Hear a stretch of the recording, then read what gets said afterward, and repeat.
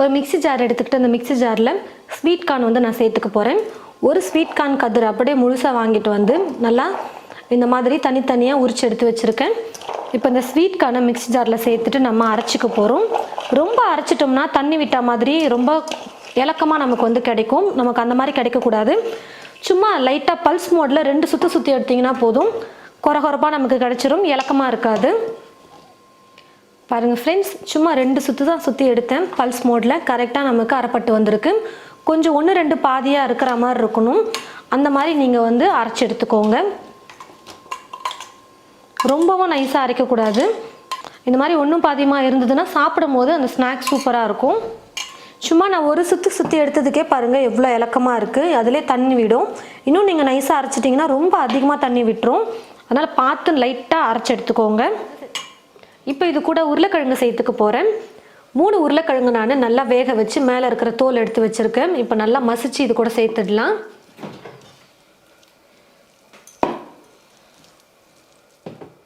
மூணு உருளைக்கிழங்கையும் மசிச்சு சேர்த்ததுக்கப்புறமா இது கூட இஞ்சி பூண்டு விழுது சேர்த்துக்க போகிறேன். 1 ஸ்பூன் இஞ்சி பூண்டு விழுது சேர்த்துக்கிறேன். மீடியம் சைஸில் இருக்கிற 2 பச்சை மிளகாய் எடுத்து பொடியாக நறுக்கி வச்சுருக்கேன், அதை சேர்த்துடுறேன். இந்த காரம் வந்து ஓரளவுக்கு தான் நமக்கு சாப்பிட நல்லாயிருக்கும். கூட கொஞ்சம் மிளகாய் தூள் சேர்த்துக்கலாம், ஒரு 1/2 ஸ்பூன். அப்போ இன்னும் நல்லா சூப்பராக இருக்கும் ஸ்பைஸியாக சாப்பிட்றதுக்கு. 1/4 ஸ்பூனுக்கும் குறைவாகவே மஞ்சள் தூள் கொஞ்சமாக சேர்த்துக்கிறேன். கரம் மசாலா 1/4 ஸ்பூன் சேர்த்துக்கிறேன். தேவையான அளவு உப்பு. நல்லா ஸ்பூன் ஃபுல்லாக கோபுரமாக இந்த மாதிரி எடுத்துக்கிட்டு 2 ஸ்பூன் அளவுக்கு நான் கடலை மாவு சேர்த்துக்கிறேன். இது கூடவே 2 ஸ்பூன் அளவுக்கு கார்ன்ஃப்ளவர் சேர்த்துக்கிறேன். இதெல்லாம் வந்து பார்த்திங்கன்னா கொஞ்சம் நல்ல ஒரு பைண்டிங் கொடுக்கும், அதுக்காக நான் சேர்த்துக்கிறேன். எண்ணெயில் போடும்பொழுது பிரியாமல் இருக்கணும், அதே மாதிரி எண்ணெய் குடிக்காமல் இருக்கணும் ஸ்நாக்கு, அதுக்காக இதெல்லாம் நான் சேர்த்துக்கிறேன்.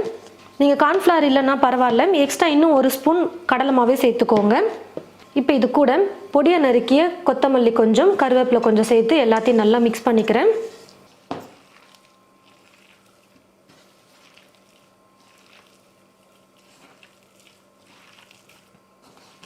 எல்லாத்தையும் சேர்த்து மிக்ஸ் பண்ணதுக்கப்புறமா இது கூட பிரெட் க்ரம்ஸ் வந்து சேர்த்து நான் வந்து கலந்துக்க போகிறேன். 1 கப் அளவுக்கு பிரெட் க்ரம்ஸ் எடுத்திருக்கேன் 250 மில்லி கப்பில். முதல்ல பாதி பிரெட் க்ரம்ஸை சேர்த்துட்டு நான் கலந்துக்கிட்டு அப்புறம் மீதியை சேர்த்துக்கிறேன். பிரெட் க்ரம்ஸ் எப்படி செய்யணும் அப்படின்னு சொல்லிட்டு நம்ம வீடியோவே போட்டிருக்கோம். அந்த வீடியோட லிங்க் நான் உங்களுக்கு டிஸ்கிரிப்ஷன் பாக்ஸில் கொடுக்குறேன், போய் பாருங்கள். கண்டிப்பாக உங்களுக்கு ரொம்ப யூஸ்ஃபுல்லாக இருக்கும். இப்போ மீதி இருக்கிற பிரெட் க்ரம்ஸையும் சேர்த்துடுறேன்.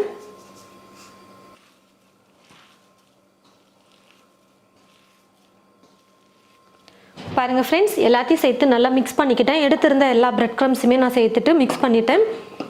நல்லா இந்த மாதிரி கொஞ்சம் கெட்டியாக இருக்கிற மாதிரி இருந்தால் தான் எண்ணெயில் போட்டு நம்ம ஃப்ரை பண்ணும்போது எண்ணெய் குடிக்காமல் இருக்கும். பாருங்கள், இந்த மாதிரி நம்ம உருட்டி எடுத்துக்கணும். கொஞ்சம் கெட்டியாக இருக்கணும், அப்போ தான் கண்டிப்பாக எண்ணெய் குடிக்கும். இலக்கமாக இருந்துச்சுன்னா அப்போ தான் எண்ணெய் குடிக்காமல் ஸ்நாக்ஸ் செய்ய முடியும். இலக்கமாக இருந்தால் கண்டிப்பாக எண்ணெய் குடிக்கும், அது மட்டும் பார்த்துக்கோங்க. இன்னும் எக்ஸ்ட்ரா உங்களுக்கு பிரெட் க்ரம்ஸ் வேணும்னாலும் சேர்த்துக்கலாம் இலக்கமாக இருந்தால். அப்படி இல்லைனா கார்ன்ஃப்ளவர் இல்லைனா கடலை மாவு எதுனாலும் நீங்கள் எக்ஸ்ட்ரா 2-3 ஸ்பூன் சேர்த்துக்கிட்டிங்கன்னா இலக்கமாக இல்லாமல் பார்த்துக்கலாம். முக்கியமாக இந்த ஸ்வீட் கார்ன் வந்து பார்த்திங்கன்னா இந்த மாதிரி கொஞ்சம் கொரகொரப்பாக இருக்கிற மாதிரி அரைக்கணும். பல்ஸ் மோடில் போட்டு ஒரே ஒரு சுற்றி எடுங்க போதும். ரொம்ப அதிகமாக நீங்கள் அரைச்சிடாதீங்க, ரொம்ப தண்ணி விட்டுரும், ரொம்ப நைஸாக வந்து மசிஞ்சிரும். சும்மா ஒரு சுற்றினாலே போதும், கொரகொரப்பாக நமக்கு கிடச்சிரும். இந்த மாதிரி கொஞ்சம் 1-2 முழுசாக இருக்கிற மாதிரி இருக்கணும், ஆனால் அரைப்பட்டுருக்கணும். அந்த மாதிரி பார்த்து நீங்கள் அரைச்சி எடுத்துக்கோங்க. இந்த டிப்ஸை மட்டும் ஃபாலோ பண்ணிட்டா போதும். இந்த மாதிரி ரெடி பண்ணி நான் ஒரு பிளேட்டில் எடுத்து வச்சுக்கிறேன். அப்போ எண்ணெயில் போட்டு ஃப்ரை பண்ண ஈஸியாக இருக்கும். கடாயில் எண்ணெய் ஊற்றி வச்சுட்டேன். எண்ணெய் வந்து நல்லா காஞ்சி வந்துருச்சு. இந்த மாதிரி நான் வந்து ரெடி பண்ண மாவை உருட்டி எடுத்து வச்சுக்கிட்டேன் பாருங்கள். இப்போ எண்ணெயில் போட்டு நம்ம பொரிச்சிடலாம். நல்லா கொஞ்சம் கூட விரிசலெல்லாம் இல்லாத மாதிரி நல்லா உருட்டி எடுத்துக்கோங்க. உருளைக்கிழங்கு ஏற்கனவே நம்ம வேக வச்சு எடுத்துக்கிட்டோம். ஸ்வீட் கார்ன் வந்து பார்த்திங்கன்னா சீக்கிரமாகவே குக் ஆகிடும், அதனால் ரொம்ப நேரம் குக் பண்ணணும்னு இல்லை. நல்லா குக் ஆகி மேலே கொஞ்சம் கலர் வர வரைக்கும் நம்ம குக் பண்ணி எடுத்துக்கிட்டால் போதும். எண்ணெயில் போட்டதுமே கரண்டி வச்சு கலந்து கொடுத்துடாதீங்க. கொஞ்சம் லைட்டாக ஒரு 30 செகண்ட் இல்லைனா 1 நிமிஷம் நல்லா வெந்ததுக்கு அப்புறமா நீங்கள் கலந்து கொடுங்க, அப்போ தான் உடையாமல் இருக்கும். எண்ணெய் நல்லா காஞ்சதுக்கப்புறமா ஸ்டவ்வை வந்து மீடியம் ஃப்ளேமில் வைக்காமல் கொஞ்சம் லைட்டாக குறைச்சிக்கோங்க. லோ ஃப்ளேம்லேயும் வைக்காதீங்க, மீடியம் ஃப்ளேம்லேயும் வைக்காதீங்க. கொஞ்சம் லைட்டாக மட்டும் குறைச்சிக்கிட்டு நீங்கள் குக் பண்ணிக்கோங்க. ரொம்ப ஃபுல்லாக இருந்ததுன்னா சீக்கிரமாக மேலே கலர் வந்துடும், ஆனால் உள்ளே வேகாமல் போயிடும். கொஞ்சம் லைட்டாக குறைச்சிக்கிட்டிங்கன்னா போதும்.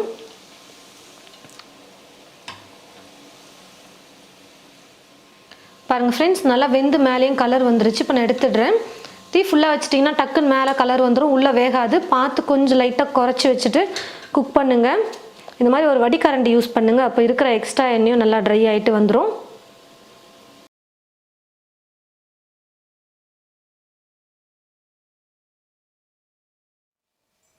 பாருங்கள் ஃப்ரெண்ட்ஸ், ஸ்வீட் கார்னை வச்சு நம்ம நல்லா டேஸ்டியாக சூப்பராக ஒரு ஸ்நாக் ரெடி பண்ணிட்டோம். ஸ்வீட் கார்ன் உருளைக்கிழங்கெல்லாம் வச்சு நம்ம செஞ்சுருக்கும்பொழுது சாப்பிடவே அவ்வளோ சூப்பராக இருக்கும் இந்த ஸ்நாக். அதுவும் நீங்கள் சாஸ் தொட்டு சாப்பிடும்போது இன்னும் சூப்பராக இருக்கும். நல்லா உள்ளெல்லாம் வெந்து சூப்பராக வந்திருக்கு.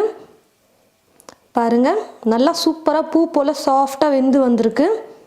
நல்லா சுட சுட இந்த மாதிரி ஸ்நாக்ஸ் செஞ்சு ஈவினிங் டைமில் டீயோடு கொடுத்தீங்கன்னா அழகாக சாஸ் தொட்டுட்டு ஆளுக்கு 2 பீஸ் சாப்பிட்டு டீயை குடிச்சிடுவாங்க. ஈவினிங் ஸ்நாக் சூப்பராக முடிஞ்சிடும். Tea time snack.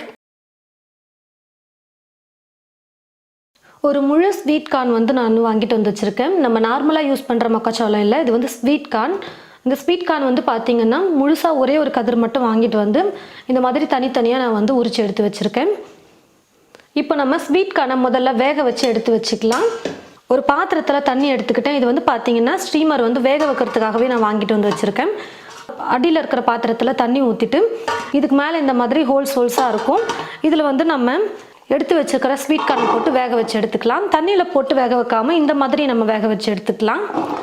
இந்த மாதிரி ஸ்டீமர் இல்லைனா பரவாயில்ல, நீங்கள் குக்கரில் அப்படிலாம் நல்ல ஒரு அகலமான பாத்திரத்தில் தண்ணி எடுத்துக்கிட்டு இன்னொரு சின்ன கிண்ணத்தில் இந்த மாதிரி ஸ்வீட் கார்ன் எடுத்து வச்சுக்கிட்டு நீங்கள் வேக வச்சு எடுத்துக்கலாம். அதாவது குக்கரில் தண்ணி ஊற்றிட்டு இந்த மாதிரி ஒரு கிண்ணத்தில் ஸ்வீட் கார்னை போட்டு அப்படியே அந்த குக்கரில் வச்சுடுங்க. அந்த மாதிரி வேக வச்சு எடுத்துக்கலாம். நான் ஸ்டீமர்லேயே வேக வச்சு எடுத்துக்க போகிறேன். இதுக்கு மேலே ஒரு மூடி போட்டு மூடி வச்சுட்டு ஒரு 8லிருந்து 9 நிமிஷத்துக்கு நல்லா நான் குக் பண்ணி எடுத்துக்க போகிறேன்.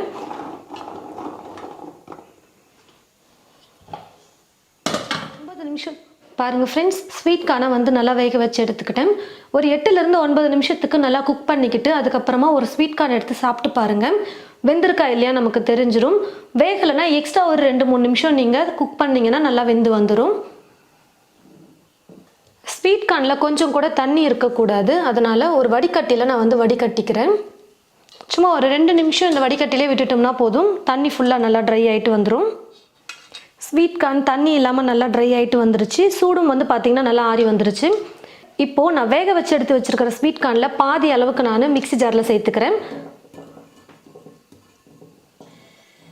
பாதி நம்ம கொஞ்சம் கொரகொரப்பாக அரைச்சி எடுத்துக்கலாம். மீதி இருக்கிற பாதியை நம்ம முழுசாகவே சேர்த்துக்க போகிறோம். இப்போ ஒரு பாத்திரம் எடுத்துக்கிட்டு இந்த பாத்திரத்தில் நம்ம முழுசாக எடுத்து வச்சுருக்கோம் பாருங்கள், அந்த ஸ்வீட் கார்னை சேர்த்துக்கலாம். மிக்சியில் போட்டு கொஞ்சம் கொரகொரப்பாக அரைச்சி எடுத்து வச்சுருக்கேன். இப்போ அந்த ஸ்வீட் கார்னையும் சேர்த்துடுறேன். இப்போ இது கூட சின்னதாக ஒரு வெங்காயம் எடுத்து கட் பண்ணி எடுத்து வச்சுருக்கேன். நீங்கள் பொடியாக வேணால் கட் பண்ணிக்கலாம், அப்படின்னா நீளமாக கூட கட் பண்ணிக்கலாம், உங்களோட விருப்பம்தான். ஒரு பச்சை மிளகாய் எடுத்து பொடியாக கட் பண்ணி வச்சுருக்கேன், அதையும் சேர்த்துடுறேன். பொடியாக நறுக்கிய கருவேப்பிலை கொஞ்சம், பொடியாக நறுக்கிய கொத்தமல்லி கொஞ்சம். கொத்தமல்லி கொஞ்சம் அதிகமாகவே சேர்த்துக்கிட்டோம்னா சாப்பிட சூப்பராக இருக்கும்.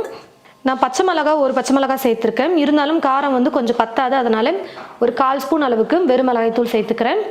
காரம் அதிகமாக சாப்பிட்றதா இருந்தால் நீங்கள் 1/2 ஸ்பூன் கூட சேர்த்துக்கலாம் மிளகாய்த்தூள். டேஸ்ட்டுக்காக ஒரு 1/4 ஸ்பூன் அளவுக்கு சோம்பு சேர்த்துக்கிறேன். உப்பு தேவையான அளவுக்கு சேர்த்துக்கிறேன். நல்லா ஸ்பூன் ஃபுல்லாக கோபுரமாக இந்த மாதிரி 2 ஸ்பூன் அளவுக்கு அரிசி மாவு சேர்த்துக்கிறேன். அதே மாதிரி நல்லா ஸ்பூன் ஃபுல்லாக கோபுரமாக 5 ஸ்பூன் அளவுக்கு நான் கடலை மாவு சேர்த்துக்கிறேன்.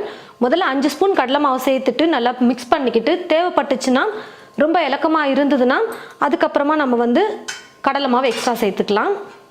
இப்போ இது எல்லாத்தையும் சேர்த்து நல்லா மிக்ஸ் பண்ணிக்கலாம்.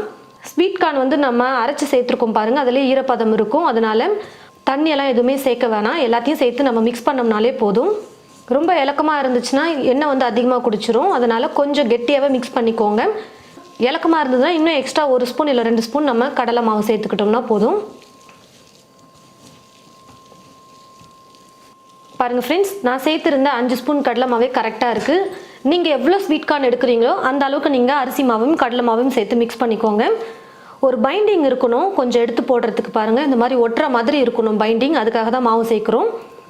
அதே மாதிரி ரொம்பவும் மாவு சேர்த்துட்டோம்னா இந்த ஸ்வீட் கார்ன் தெரியாமல் போயிடும், அதனால் பார்த்து சேர்த்துக்கோங்க. கடாயில் எண்ணெய் ஊற்றி வச்சுட்டேன். எண்ணெய் பார்த்திங்கன்னா நல்லா காஞ்சிருச்சு. இப்போ கொஞ்சம் கொஞ்சமாக நம்ம ரெடி பண்ணி வச்சுருக்கிற இந்த ஸ்வீட் கார்னை எண்ணெயில் போட்டுக்கலாம். கொஞ்சம் கொஞ்சமாக இப்படி எடுத்து எண்ணெயில் போட்டுடலாம். ரொம்ப பெருசாக போடாமல் சின்ன சின்னதாக போட்டோம்னா நல்லா சீக்கிரமாக வெந்து வந்துடும், நல்லா கிறிஸ்பியாகவும் இருக்கும் பக்கோடா சாப்பிட்றதுக்கு. கடலை மாவு மட்டும் நீங்கள் முன்ன பின்ன பார்த்து சேர்த்துக்கோங்க. ரொம்ப கம்மியாக இருக்கிற மாதிரி இருந்தால் கொஞ்சம் எக்ஸ்ட்ரா ஒரு 2-3 ஸ்பூன் சேர்த்து மிக்ஸ் பண்ணிக்கோங்க. தீயை ரொம்ப ஃபுல்லாகவும் வைக்காமல் ரொம்ப மீடியம்லேயும் வைக்காமல் கொஞ்சம் லைட்டாக குறைச்சிட்டு நம்ம குக் பண்ணோம்னா கரெக்டாக வெந்து வந்துடும், நல்லா கிறிஸ்பியாகவும் இருக்கும் சாப்பிட்றதுக்கு. அப்பப்போ கரண்டி வச்சு கலந்து கொடுத்துட்டே இருக்கலாம், அப்போ தான் நல்லா வெந்து வரும். பாருங்கள் ஃப்ரெண்ட்ஸ், பக்கோடா வந்து நல்லா வெந்து வந்துருச்சு. இந்த மாதிரி நல்லா வெந்து மேலேயும் கலர் வந்து பார்த்தீங்கன்னா கொஞ்சம் மாறி இருக்கும், அப்போ வந்து நம்ம எடுத்துடலாம். ரொம்ப தீய வச்சிட வேணாம், சாப்பிட முடியாது.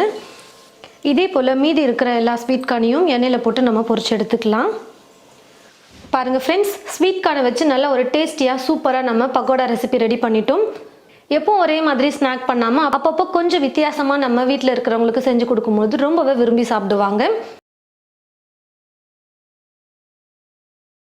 நான் வந்து ஒரு முழு ஸ்வீட் கார்ன் கதிரை வாங்கிட்டு வந்து இந்த மாதிரி தனித்தனியாக ஸ்வீட் கார்னை உரிச்சு எடுத்து வச்சுருக்கேன். முதல்ல ஸ்வீட் கார்னை மிக்ஸி ஜாரில் சேர்த்துட்டு கொஞ்சம் கொரகொரப்பாக அரைச்சி எடுத்துக்கலாம். ரொம்ப நைஸாக இருக்கக்கூடாது, கொஞ்சம் லைட்டாக கொரகொரப்பாக இருக்கிற மாதிரி அரைச்சி எடுத்துக்கணும். எல்லாத்தையும் சேர்த்து மிக்ஸ் பண்ணுறதுக்கு நல்ல ஒரு அகலமான ஒரு பாத்திரம் எடுத்துக்கிட்டு இந்த பாத்திரத்தில் பாருங்கள் இந்த மாதிரி கொஞ்சம் கொரகொரப்பாக இருக்கிற மாதிரி நான் ஸ்வீட் கார்னை அரைச்சி எடுத்து வச்சுருக்கேன். இப்போ இதை சேர்த்துடுறேன். தண்ணி எல்லாம் எதுவுமே சேர்க்காமல் அரைச்சி எடுத்துக்கணும். அதுவே பார்த்தீங்கன்னா கொஞ்சம் இலக்கமாக தான் அரைப்பட்டு வரும். இப்போ இது கூட ஒரு கேரட் எடுத்து நான் துருவி எடுத்து வச்சுருக்கேன். இந்த கேரட் துருவலை சேர்த்துடுறேன். பொடியாக நறுக்கிய வெங்காயம் 1, 3 பச்சை மிளகாய் எடுத்து பொடியாக நறுக்கி வச்சுருக்கேன், அதையும் சேர்த்துடுறேன். பொடியாக நறுக்கிய கருவேப்பிலை கொஞ்சம், கொத்தமல்லி கொஞ்சம் சேர்த்துக்கிறேன். உப்பு தேவையான அளவுக்கு சேர்த்துக்கிறேன். இது கூட வந்து பார்த்தீங்கன்னா இஞ்சியை நீங்கள் பொடியாக நறுக்கிட்டு சேர்த்துக்கலாம், அது வந்து ஆப்ஷனல் தான். இஞ்சி பிடிக்கும்னு நினச்சிங்கன்னா நீங்கள் இஞ்சியை கொஞ்சம் பொடியாக கட் பண்ணிவிட்டு நீங்கள் சேர்த்துக்கோங்க. 250 மில்லி கப் இருக்குது பார்த்தீங்களா, அந்த கப்பில் 1/4 கப் அளவுக்கு நீங்கள் கடலை மாவு சேர்த்துக்கோங்க. முதல்ல 1/4 கப் கடலை மாவு அரிசி மாவு சேர்த்துட்டு நம்ம மிக்ஸ் பண்ணலாம். அதுக்கப்புறமா இலக்கமாக இருந்ததுன்னா இன்னும் கொஞ்சம் எக்ஸ்ட்ரா நம்ம கடலை மாவு சேர்த்துக்கலாம். 1/4 கப் அரிசி மாவு, நான் வந்து பச்சரிசி மாவு எடுத்திருக்கேன். இப்போ இது எல்லாத்தையும் சேர்த்து நல்லா மிக்ஸ் பண்ணி விட்டுக்கலாம். மிக்ஸ் பண்ணதுக்கப்புறமா எந்த அளவுக்கு இலக்கமாக இருக்குது இல்லை கெட்டியாக இருக்குன்னு பார்த்துட்டு அதுக்கப்புறமா மாவு சேர்க்கணுமா வேணாமான்னு பார்த்துக்கலாம். பாருங்கள் ஃப்ரெண்ட்ஸ், இன்னும் எவ்வளோ இலக்கமாக இருக்குன்னு இன்னொன்று ஒரு 1/4 கப்பு நான் சேர்த்துக்கிட்டேன்னா கரெக்டாக இருக்கும் கடலை மாவு. நல்லா கெட்டியாக வந்து மாவு வந்து பிசைஞ்சிக்கணும். அது வரைக்கும் நம்ம கடலை மாவு அரிசி மாவு கொஞ்சம் கொஞ்சமாக சேர்த்து மிக்ஸ் பண்ணிக்கலாம். இது கூடவே எக்ஸ்ட்ரா 1/4 கப் அரிசி மாவு சேர்த்துக்கிறேன். நீங்கள் எவ்வளோ ஸ்வீட் கார்ன் எடுக்கிறீங்களோ அது எந்த அளவுக்கு இலக்கமாக அரைப்பட்டு வருதோ அதுக்கேற்றது போல் நீங்கள் அரிசி மாவு கடலை மாவு சேர்த்துக்கோங்க.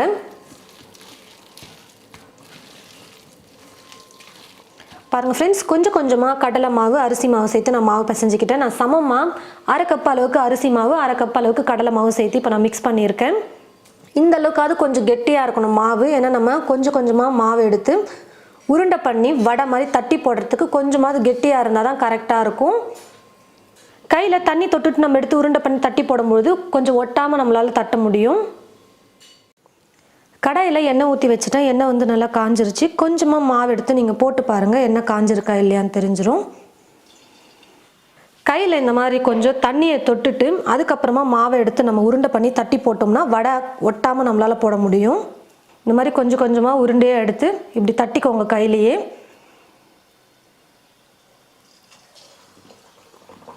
கையில் தண்ணி தொட்டோம்னா தான் ஒட்டாமல் போட முடியும், இல்லைன்னா கையிலே ஒட்டிக்கும் மாவு. நம்ம எல்லாமே பச்சையாக தான் சேர்த்துருக்கோம், அதனால் நல்லா வெந்து வந்தால் தான் சாப்பிட வடை நல்லாயிருக்கும். அதனால் கொஞ்சம் நேரம் நல்லா வேக விட்டுக்கலாம்.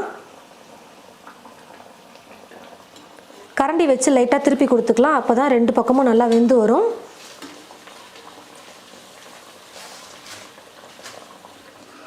எண்ணெய் நல்லா காஞ்சதுக்கப்புறமா தீ வந்து லோ ஃப்ளேம்லேயும் வைக்க வேணாம், ஃபுல்லாக வைக்க வேணாம், கொஞ்சம் லைட்டாக வந்து குறைச்சிக்கோங்க.